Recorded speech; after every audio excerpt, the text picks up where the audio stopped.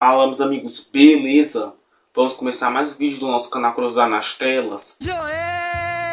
Sou Rani Becanandro, Stephanie Smith, Bueno de Hahaha de Raiolesas Bala de Esqui. Primeiramente, sejam muito bem-vindos cada um que está aqui no nosso canal. Primeiramente, antes de começar o nosso vídeo, gosto de sempre agradecer a todos vocês por estarem apoiando o canal Cruzar nas Telas, por estarem acompanhando nossa evolução, dando seu like, se inscrevendo e compartilhando para muitas pessoas que amam a arte do cinema.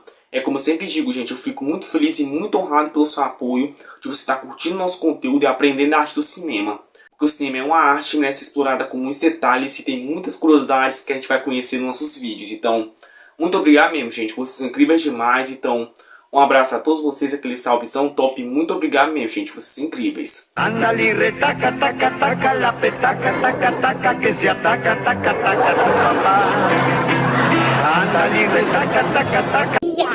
Não use drogas, não fume maconha, para beber diversão, venha pra cá. Vamos lá, vamos dançar, delírio, vamos agitar. Bota casaco, tira casaco, bota casaco, tira casaco, bota casaco. De noite tá muito frio, de dia tá abafado. Se você é aquele inscrito top que tá sempre acompanhando nossos vídeos e nossa evolução, dá nosso likezão, te arrebenta nosso like no nosso vídeo. Porque eu vou ver que eu estou curtindo nosso conteúdo, como também vai ajudar muito o canal. E o YouTube vai passar para várias pessoas o nosso vídeo do Cruzar nas Telas. Então, dá nosso likezão, gente, que é de graça. Eu conto muito com sua ajuda e vai ajudar muito. Exatamente. Hora do show! Pesadão! Se é novo no canal que está acompanhando nossos vídeos, se inscreva no canal e ativa o sininho para não perder nenhum vídeo, que é de graça. Você não vai se arrepender, que só vai ter clássico do cinema. Porque você ativando essa função, vocês vão perder os vídeos novos que vai vir, que o YouTube aí vai lhe avisar que vai ter vídeo novo. Como também vai ajudar muito o canal e você já é muito bem-vindo ao canal Cruzar nas Telas. Só vai ter clássico do cinema e uma vibe nostálgica para você e com muitas curiosidades por trás da produção. Então, se inscreva, gente, que é de graça. Eu conto muito com sua ajuda e você... Vem, monstro, pode vir comigo, monstro. Vamos entrar para tomar uma xícara de café. Não seria muito incômodo? Ai, de maneira alguma. Mas não será muito incômodo? Não, mas é claro que não. Se você estiver curtindo nosso conteúdo, que eu creio que sim, compartilhe, gente, para o máximo de pessoas possível. Que vocês compartilhando, gente, vai ajudar muito o canal. Como pra mim vai ser uma honra ensinar as pessoas a arte do cinema. Para quem vocês compartilhar, porque o cinema é uma arte, mas é explorada com muitos detalhes e eles vão ser muito bem-vindos aqui. Porque eu creio numa coisa. Vamos ser melhor sem crítica do YouTube e uma novidade bacana vai vir nesse ano. Amém. Nem aqui, nem lá, nem aqui, nem aqui, nem lá, nem lá, nem aqui, nem aqui, nem lá, nem lá, nem aqui, nem aqui, nem lá, nem lá, nem aqui, nem aqui, nem lá. Ai, pai, para! Tô impactada. E pessoal, continuando o canal. Esses dias eu tava vendo uns filmes interessantes pra gente analisar no seu vídeo de hoje. Eu encontrei um filme que eu já tinha ouvido falar e eu fui assistir ele pra dar uma analisada. Parabéns!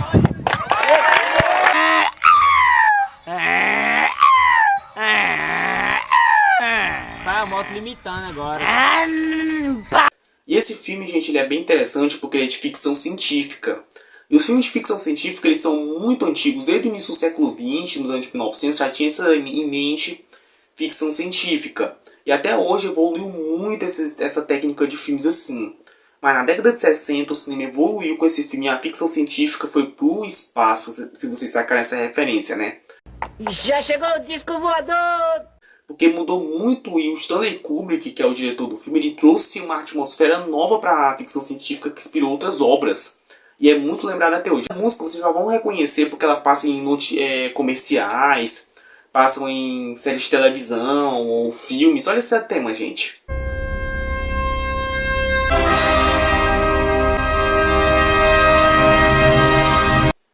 Pera aí, eu tô emocionando demais com essa música. Essa música, gente, ela é incrível porque esse é o tema do filme que a gente vai analisar no nosso vídeo de hoje, que ele é um clássico da ficção científica, que é o filme 2001, Uma Odisseia do Espaço, lançado em 1968, que foi dirigido pelo diretor Stanley Kubrick, que é o diretor mais assim controverso e também o mais popular do cinema. Ele faleceu em 99. Então assim, ele é um diretor muito conhecido, como também ele fez um clássico do cinema absoluto que a gente vai conhecer no nosso vídeo de hoje. Então assim, pessoal, cheio de enrolação, não sabe o nosso vídeo, gente? Após a vinheta. Audio Jungle. Audio Jungle. Audio Jungle. Audio Jungle. Pessoal, antes de começar o nosso vídeo, eu gosto de explicar para os inscritos novos como funciona o nosso canal. Vou explicar como funciona. Primeiramente, a gente fala sobre a produção do filme, a gente vai conhecer como foi os bastidores, como foi a ideia dos produtores, do diretor, dos roteiristas, as filmagens do filme, como foi os efeitos especiais, a gente vai conhecer também o seu lançamento, recepção. A gente vai conhecer como foi essa produção desse filme interessante, que a gente vai analisar nos vídeos. A gente vai conhecer também um site que é o Rotten Tomatoes, que é um site de crítica especializada. Eles avaliam muitas notas, eles são bem sinceros com esses filmes, eu me baseio muito neles. Não, nada a ver, irmão. A gente vai conhecer o resumo do filme, com mais ou menos a história, as cenas do filme, que esse é o diferencial do Cruzar nas Telas, que é mostrar as cenas para sentir aquela vibe de cinema clássico e trazer nostalgia para vocês que curtem cinema. Me vejo obrigado a concordar com palestrinha. E esse é o diferencial do Cruzar nas Telas, que é dar aquela nostalgia para você que está assistindo o nosso canal. A gente vai conhecer umas curiosidades que eu creio que vocês não sabiam e eu também não. Irineu, você não sabe nem eu.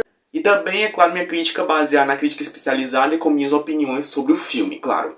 Você sabe como é que é, então vamos lá e vem com a gente. Assim, pessoal, Stanley Kubrick é um diretor muito conhecido pelas suas críticas e seus filmes, eu já percebi em muitos filmes de lançamento dele.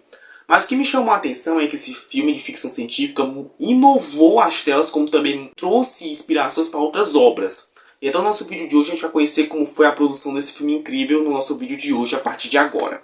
Após finalizar Dr. Strangelove de 1964, Stanley Kubrick ficou fascinado com a possibilidade de vida extraterrestre e decidindo a fazer o proverbial bom filme de ficção científica, procurando por um colaborador adequado na comunidade de ficção científica. Recebeu a indicação do famoso escritor Arthur C. Clarke por um conhecido em comum, o funcionário da Columbia Pictures, Roger Caras. Encontrou-se pela primeira vez em Nova York no dia 22 de abril de 64 e começaram a discutir o projeto que tomaria 2 anos de suas vidas, que foi com Clarke e com Kubrick que eles estão se referindo. Sim, pessoal, pelo que a gente acabou de entender, lá na década de 60, quando Stanley Kubrick lançou o filme Dr. Strangelove de 1964, ele queria fazer algo diferente dos filmes de ficção científica naquela época. Ele queria trazer algo grande, uma coisa inovadora para as telas. Então ele precisou de ideias para lançar o filme, ele precisava de algo novo. Foi aí que Roger Caras, que é um funcionário da Columbia Pictures, que é a Sony, ele indicou um livro de um autor muito conhecido que curte esse tipo de história, que é o Arthur C. Clarke, que faleceu em 2008, foi recente. E ele queria fazer um filme baseado nesse livro. Então eles se encontraram pela primeira vez em Nova York no dia 22 de abril de 64 e começaram a discutir o projeto de como ele seria mais ou menos com a cabeça tanto do criador do livro como também do próprio Stanley Kubrick nas suas visões de perspectiva. Então deu certo e o filme foi lançado uns anos depois, porque deu um bom tempo da vida deles para produzir um roteiro decente para o filme que o Stanley Kubrick aceitasse e o Arthur Clarke também. Você é louco, cachoeira? Então que a gente vai conhecer agora como foi a procura pelo material base da história, que vai ser agora. Kubrick disse a Clarke que ele estava procurando o melhor modo de fazer um filme sobre a relação do homem com o universo. E estava nas palavras de Clarke, determinando em criar um trabalho de arte que despertaria as emoções de admiração e reverência, mesmo se apropriado terror. Clarke e Kubrick passaram 2 anos transformando The Sentinel em um livro e depois em um roteiro para 2001. Clarke notou que seu conto Encounters in Dawn inspirou a sequência de Alvorada do Homem em 2001.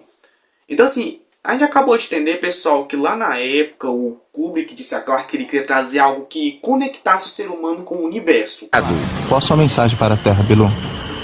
Apenas que você conhecimento. Vocês são incríveis, terráqueos. Dar o like, se inscrevam e compartilhe para todos da Terra. Uma coisa nova de ficção científica. Então eles estavam fazendo um livro, que é o livro The Sentinel, que foi lançado em 1951. Eles começaram a se basear nesses livros, como também no outro, que é o livro Encounters in Dawn, na década de 50, mais precisamente em 1953. E eles começaram a pegar esses elementos para criar um roteiro de um filme, que seria o 2001, né? Então muitos elementos desses livros foram colocados no filme e também algumas coisas novas, para ficar o material mais original possível, mas claro, sem tirar a essência do livro. Ah, bom, então assim sim. que é bem interessante. O Stanley Kubrick já fez muitas adaptações de livros para as telas de uma forma mais original, mas mantendo a essência do livro ali. E de fato isso para mim é muito comum nas obras dele, né? Agora o desenvolvimento de como foi a história do livro para o filme, que é bem interessante, que é a romantização e o livro. Os colaboradores originalmente planejaram desenvolver o livro primeiro, livre de restrições de um roteiro, e depois escrever o roteiro. Eles previram que os créditos seriam roteiro de Stanley Kubrick e Arthur C. Clarke, baseado no livro de Arthur C. Clarke, e Stanley Kubrick para refletir suas preeminências em seus respectivos campos. Eu acho interessante, pessoal, que lá na década de 70 o Joseph Gomes falou em uma entrevista da diferença entre o livro e o filme. Eu já conheci como foi a perspectiva dele desse trabalho com o filme, da diferença entre as duas obras. Olha o que ele disse. Há muitas diferenças entre o livro e o filme. O livro, por exemplo, tenta explicar as coisas mais explicitamente do que o filme, o que é inevitável de uma mídia verbal. O livro surgiu depois de escrevermos um tratamento em prosa de 130 páginas do filme. Logo nisso, esse tratamento inicial foi transformado em um roteiro, e o roteiro, por sua vez, foi alterado durante a produção do filme. Porém, Arthur pegou todo o material existente mais uma impressão de alguns dos juncos e escreveu o romance. Como resultado, há uma diferença entre o filme e o livro. Eu acho que as diferenças entre os dois trabalhos são interessantes. Eu achei incrível porque, quando eles estavam produzindo, o Stanley Kubrick já sabia que teria tanto a participação dele quanto o próprio Arthur C. Clarke. Porque ele sabia que nos créditos ia ter uma menção dele, né? Porque o Stanley Kubrick queria botar umas coisas interessantes no filme.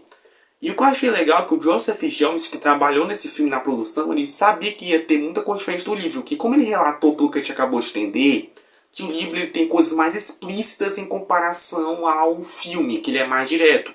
E de fato eu percebi, o filme ele já é direto no seu ponto. Já o livro não, ele diz que os livros já é bem explícito para uma obra verbal, que é uma coisa física que você está lendo. Ontem de manhã, minha tia desentupiu o umbigo. De manhã, minha tia desentupiu o umbigo, ora. Discutiu comigo? Desentupiu o umbigo. Tinha desentupido o umbigo. É muito diferente de uma coisa de um livro para o filme, ou seja, tem diferença, mas não tira a essência do quem já leu, né, na época ou até hoje lê esse livro. Porque 2001 é uma franquia, para quem não sabe, né, chegou até 3001. É muitas continuações, é tanto que só teve 2 adaptações desses livros para o cinema, que é esse que a gente está falando hoje, o 2010, que é o ano que faremos conta, lançado em 1984. É interessante, ele falou que tem diferenças sim, mas não tão grandes como a gente pensa, porque geralmente tem adaptações que mudam as coisas, como eu gosto de falar no canal. Mas ele mantém a essência e não tem muita diferença. Quem já leu o livro, quem não leu, vai se identificar muito com esse filme.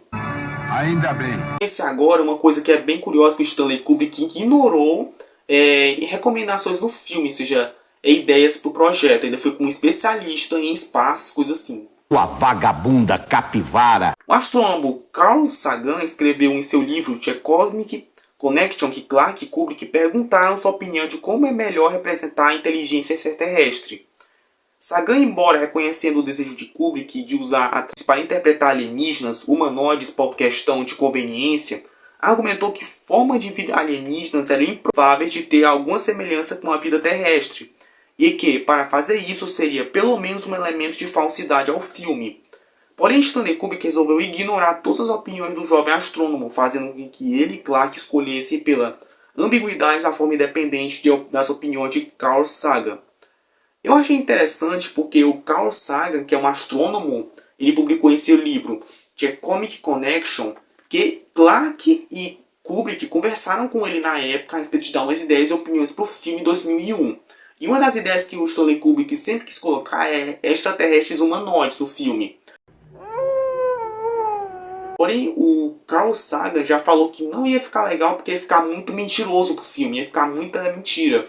Porque como ele entendia essas coisas, ele sabia que não ia ficar legal, como também não ia ter nada a ver, não ia ter lógica com a realidade para quem entende essa... Então o que o Stanley Kubrick fez? Ignorou o que ele quis dizer, porque pro Stanley Kubrick ele queria botar aquilo porque era uma fanficção científica, não era tão focado na realidade 100%. Lógico, tinha lógicas de espaço ali e tudo mais, mas ele queria fazer algo mais por livro, mas com ideias novas.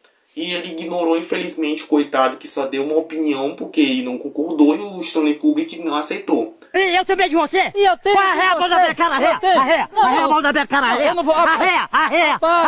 Você... Eu já ouvi falar muitas histórias que o Stanley Kubrick ele é bem difícil de trabalhar. Isso aí, de fato, eu já vi muitas histórias na internet falando sobre. Saca, pra quem não sabe, ele faleceu em 96 de pneumonia. Ter conversado com Arthur Clarke e Stanley Kubrick sobre, mas eles não aceitaram a ideia dele.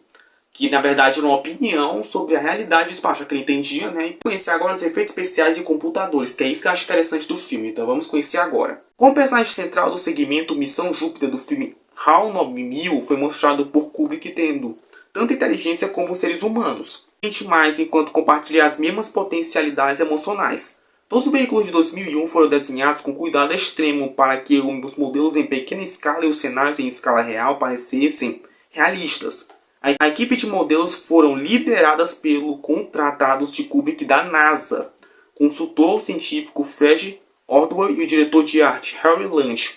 Eu achei legal porque no filme tem um computador que é muito importante para a história, que é o HAL 9000, que ele tem as mesmas características humanas de inteligência.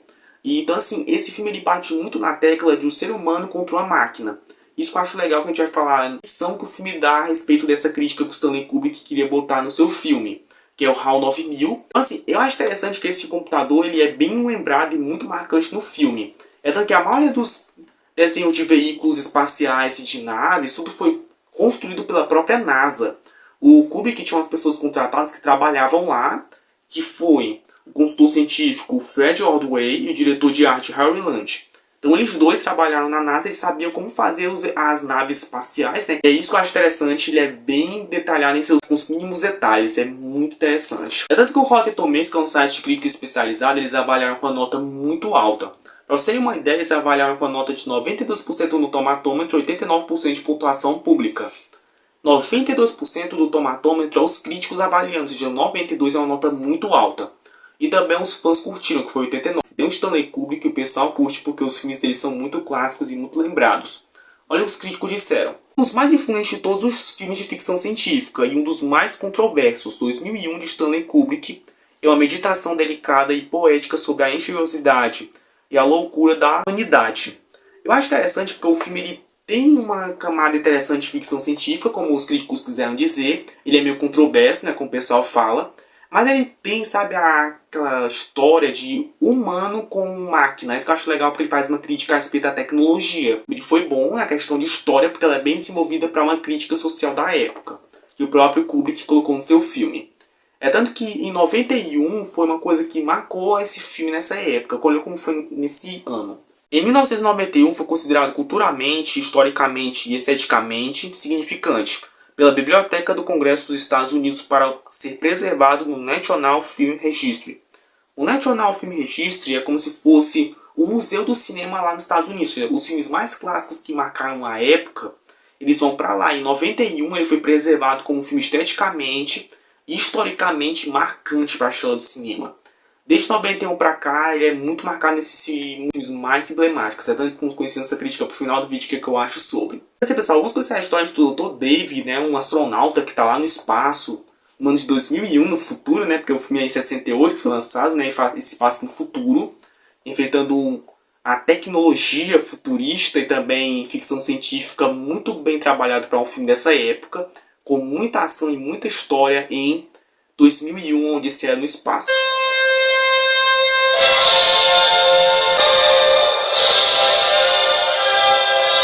Odisseia no espaço, a história ela é assim. Quando o Dr. David Bowman e outros astronautas são enviados para uma misteriosa missão, os chips e seus computadores começam a mostrar um comportamento estranho, levando a um tenso confronto entre o homem e a máquina, que resulta em uma viagem alucinante no espaço e no tempo.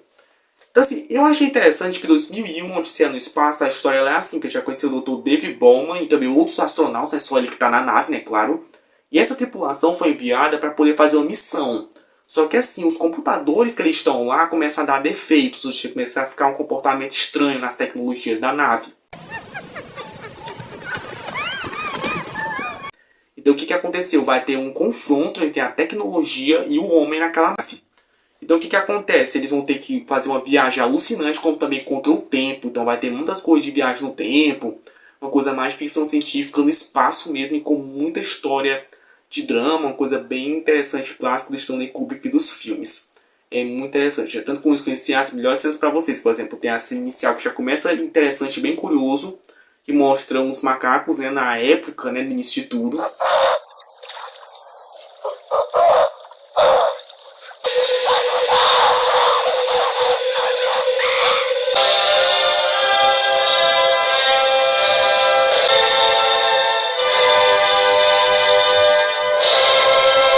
Esse início me deixou muito, assim, familiarizado com uma coisa. Você se lembra do trailer da Barbie, quando eles fizeram essa sátira, esse filme? Olha isso. Baby dolls. Until...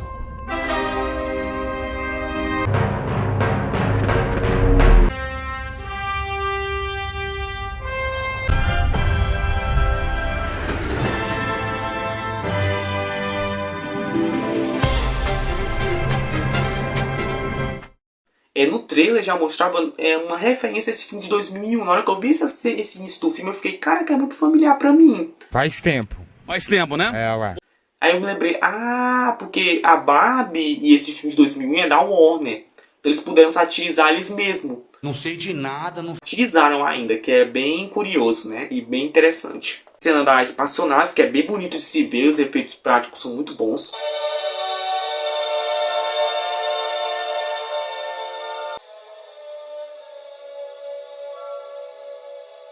Tem a cena do elevador na estação espacial, que é muito interessante essa cena.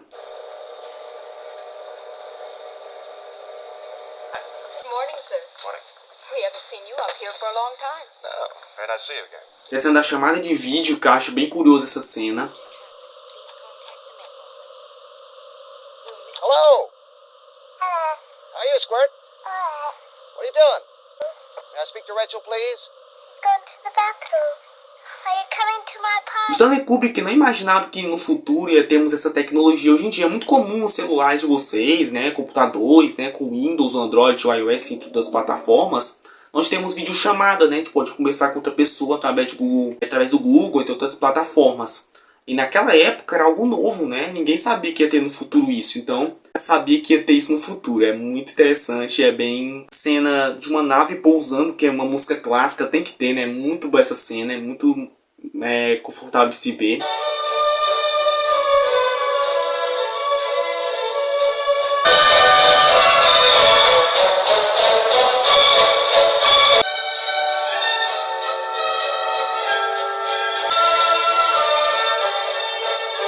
Esse é do HAL 9000, que é um computador muito bom e também muito memorável nessa cena.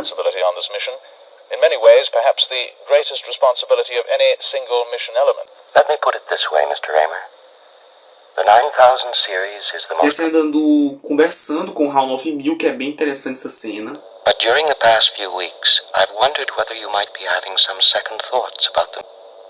It's rather difficult to define. Myself of the suspicion that there are some extreme... Esses computadores dão mau funcionamento, que é aí que o filme começa a ficar bem, assim, tenso.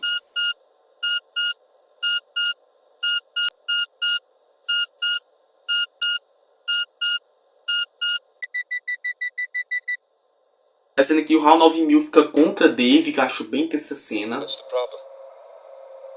think you know what the problem is just as well as mission is too important for me to allow you to jeopardize it. A cena que os astronautas desativam o HAL 9000 e é bem esteticamente bem excelente a cena de filmagem. That my work will be back to normal. And I want to help you. I'm afraid, Dave.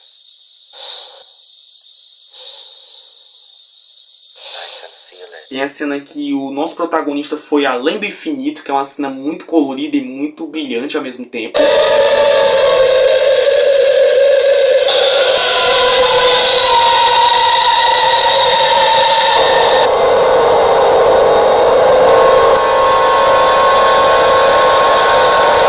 E no final do filme, que ele é bem interessante, vai conectar com sua continuação, que foi lançada em 1984, que eu acabei de dizer que foi o filme 2010, o ano em que faremos contato. Que é possível que tenha crítica no canal mais pra frente.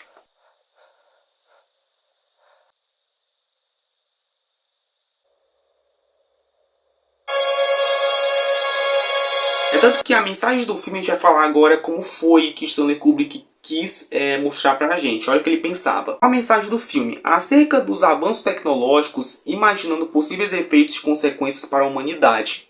Ele já pensava que os avanços da tecnologia iriam ter efeitos e consequências futuras, né, a respeito de mudanças na humanidade. O Stanley Kubrick ele já sabia que no futuro a tecnologia ia modernizar e muitas coisas iam mudar.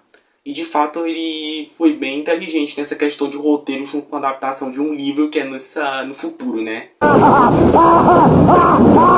Pessoal, 2001, Odisseia no Espaço, ele foi um sucesso de bilheteria no ano 68. Ele arrecadou 146 milhões. Para um orçamento de 10,5 bilhões, que é um orçamento muito ok, né? Para um filme de 68, com um orçamento bem baixo. Ele foi um sucesso de bilheteria na época, como ele foi vencedor de Oscar, assim, ele foi vencedor. E é tanto que a gente vai conhecer umas curiosidades para vocês e a gente vai descobrir quais Oscars ele ganhou mais para frente no vídeo. Então, vai bem com a gente. Realmente a intenção do diretor Alex North, com quem já trabalha em Spartacus, criasse uma trilha sonora própria para 2001. Entretanto, tempos depois, o diretor desistiu da ideia e resolveu utilizar canções clássicas como tema musical do filme. Posteriormente, a trilha foi lançada para CD com o título Alex North 2001. O Alex North, que é um diretor de música, já trabalharia futuramente em Spartacus, um outro filme dele, ele já estava planejando criar uma trilha sonora própria, só que assim, ele já via que a trilha sonora clássica combinou mais com o filme, né? E de fato ficou bem combinada as cenas e encaixou bem.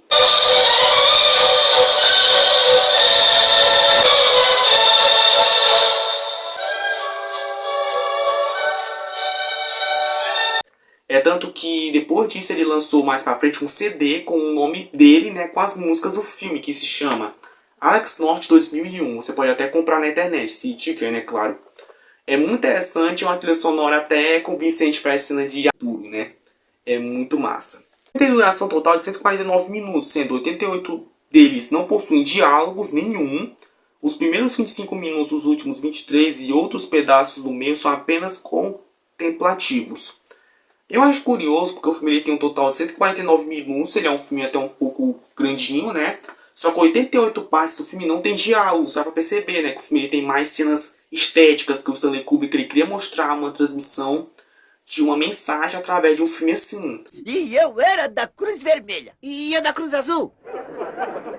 E tem poucos diálogos, são mais ou menos 25 minutos, só os últimos 23 que tem.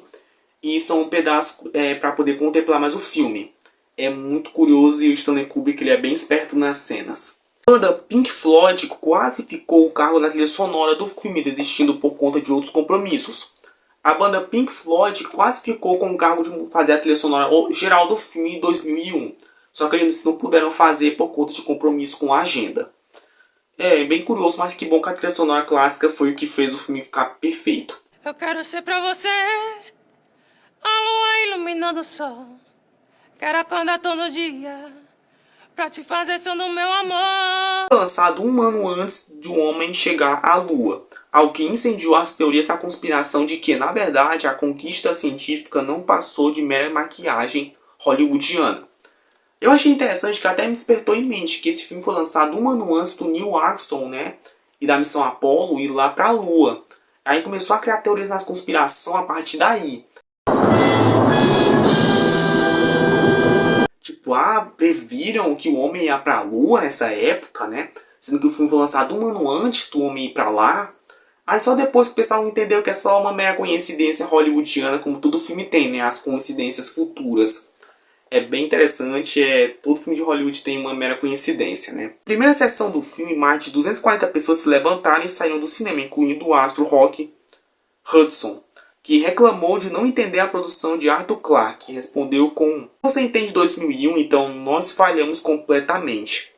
O Arthur C. Clarke respondeu a um astro Rock Hudson junto com mais de 240 pessoas. Eles saíram na primeira sessão desse filme, porque não entenderam a proposta dele. Eu não entendi esse final. Quer dizer, não entendi foi nada. Os macacos foram interpretados por mímicos. Kubrick até fez testes com atores, dançarinos e comediantes, mas foram os mímicos que mais o impressionaram. O Stanley Kubrick ele contratou atores, dançarinos e comediantes para poder fazer as cenas iniciais que a gente acabou de ver, né, que é o início do filme, né, que tem os macacos e tudo mais. Mas ele contratou mímicos para poder fazer essa cena e realmente ele ficou impressionado com a atuação deles e deu certo e ficou esses macacos do filme que ficou bem interessante pro filme de ficção científica. Tem um homem macaco correndo atrás de mim. Eu vou imitar o macaco.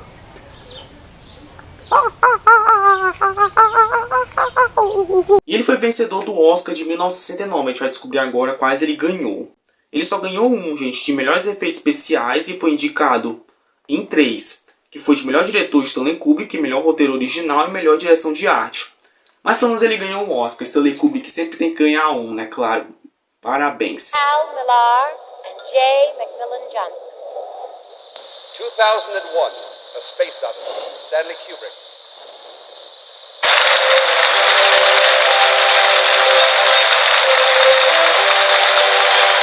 Então, pessoal, agora eu vou fazer minha análise crítica do que eu achei do filme 2001, Odisseia no Espaço. Vamos lá e vem com a gente. Aqui é pra você, é pra aprender. Entre no site www.pocutom.br, saber as contas. Sim, pessoal, eu acho esse filme muito interessante para quem curte aquele filme de ficção científica com o tom de Stanley Kubrick nas telas. Porque na década de 60 o pessoal não estava preparado para ver um filme de uma adaptação de um livro do Arthur Clarke para as telas. Porque esse livro, gente, ele é muito interessante porque o pessoal fala muito bem dele, das sequências, né, que ele fez com o passar do tempo. Porque, como eu falei agora, 2001 é uma franquia de livros. Tem uns 4 ou 5 livros para poder ler, né, dessa franquia. E só foi parar no ano de 3001, que foi o último livro dessa franquia que o Arthur Clarke criou nessa ordem de cronologia dos livros. Mas o que me chamou a atenção desse filme 2001, Odisseia no Espaço, é que ele é praticamente uma obra-prima, a única coisa que eu tenho a dizer. Porque ele é um filme perfeito de questão de crítica, né, a respeito da tecnologia, a respeito das pessoas contra as máquinas, ou vice-versa. Porque o Stanley Kubrick quis mostrar que a máquina ela pode ser mais forte que um humano, né. De fato, você vê no filme que a nave até é afetada por causa da tecnologia e os astronautas têm que fazer, né, para poder o filme continuar, né, do jeito que ele é. Mas o que me chamou a atenção desse filme foi a questão estética do filme, que ela é muito bonita para um filme de 68, né, a cena de câmeras assim no espaço, né, os efeitos especiais. É muito bem trabalhado e muito bem na hora certa no filme que tem que ser. O Stanley Kubrick fez isso muito bem trabalhado junto com o Arthur Clarke. Ele foram eles dois que produziram esse filme junto com o diretor, né, que é o Stanley Kubrick. Mas ele fez um trabalho excelente que você se entende o que o Dave, que é o nosso protagonista, né, junto com os astronautas, sobre a tecnologia e também o pensamento deles, sobre o futuro da humanidade. Que é isso que eu acho legal nesse filme, porque ele mostra como a evolução urbana evoluiu muito com o passar do tempo. E o Stanley Kubrick provou que a tecnologia pode ser bem perigosa às vezes. É um filme bem legal, um filme bem divertido assim, em questão de estética, porque ele é muito bem feito. Então assim, se você quiser assistir 2001, você tem que curtir ficção científica ou curtir os trabalhos do Stanley Kubrick. Porque quem não conhece o trabalho do Stanley Kubrick, ele faz muita crítica aos seus filmes. Isso é muito comum, né, em outros projetos que ele fez, por exemplo, Laranja Mecânica de 71, por exemplo. As pessoas até criam teorias no filme, né, e tudo mais. Ele é bem interessante. Então, se você curte ficção científica e curte o trabalho do Stanley Kubrick, curte uma questão de arte visual muito bem trabalhada, você pode curtir 2001, Odisseia no Espaço. Como a gente acabou de ver nas curiosidades, o filme mal tem diálogos. 88 minutos é muito tempo. Mas mesmo assim, não tendo muitos diálogos assim, porque ele tem diálogos na hora certa, né? Porque é isso que eu acho interessante desse filme, porque não é diálogos necessários para a história do filme. Então assim, ele é trabalhado, né, questão nisso, mas assim, os efeitos especiais foram o que mais chamou a atenção das pessoas, inclusive até o Oscar. É muito bom. Mas vai me perguntar, mas que nota eu vou dar para 2001, Odisseia no Espaço? Pois bem, como a crítica curtiu ele, os fãs também, foi vencedor do Oscar, e eu curti os efeitos visuais dele também, a questão de mensagem que o Stanley Kubrick quis passar para nós, né, telespectadores do filme, eu achei legal e achei bem sacado do próprio diretor. Eu vou dar honestamente uma nota 9. Mas vai perguntar, mas por que eu dei uma nota maior, tipo um 10, por exemplo, né? Porque é um filme muito clássico do cinema, né? Mas não é qualquer um que vai curtir, né? Porque esse filme ele é mais de crítica, ele é mais de estética, né? Aquela questão futurista que o Stanley Kubrick quis passar sobre o futuro. Ele é bem legal e para quem curte ficção científica e curte uma história de drama, com a questão de uma pegada social que o Stanley Kubrick costuma botar nos seus filmes e obras, vale a pena sim.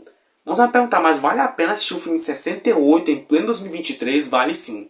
Porque ele é bem feito, ele é bem questão estética bonita e questão de história muito bem desenvolvida do começo até o final.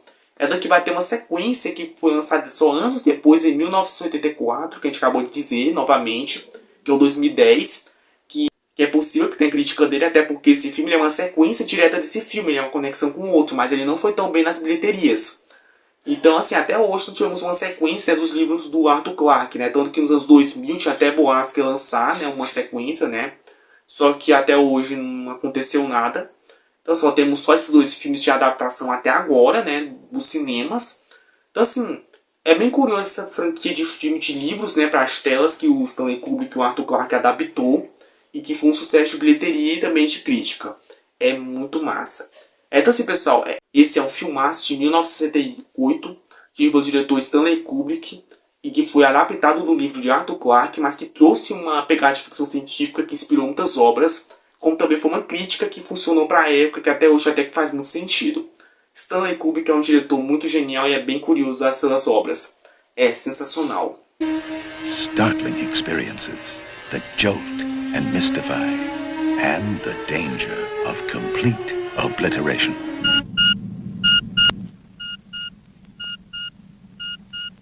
Open the pod bay doors, Hal. I'm sorry, Dave. I'm afraid I can't do that. What are you talking about?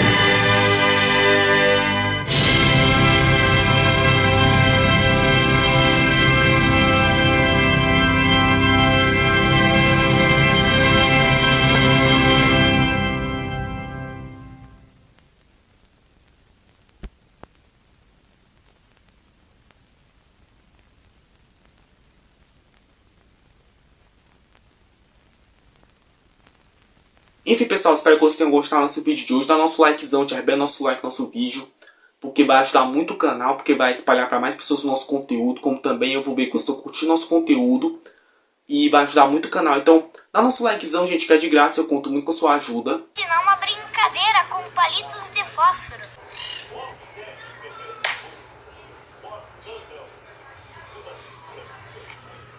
Baby do biruleibe. Se você é novo no canal que está acompanhando nossos vídeos, se inscreva no canal e ativa o sininho para não perder nenhum vídeo, gente. Se você ativar essa função, você não vai perder os vídeos novos que vai vir. Que o YouTube ele vai lhe avisar que vai ter vídeo novo, como também vai ajudar muito o canal. E você já é muito bem-vindo ao canal Cruzar nas Telas. Então, se inscreva, gente, que é de graça, eu conto muito com a sua ajuda. Vem, monstro, pode vir comigo, monstro. Vamos entrar para tomar uma xícara de café. Não seria muito incômodo? Ai, de maneira alguma.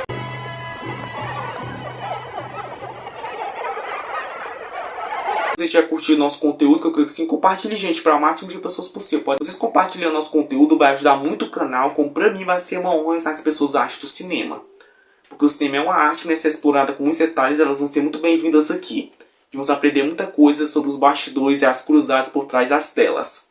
Porque eu creio na coisa, gente, vamos ser os melhores sem crítica do YouTube, muita vontade bacana vai vir nesse ano. Amém.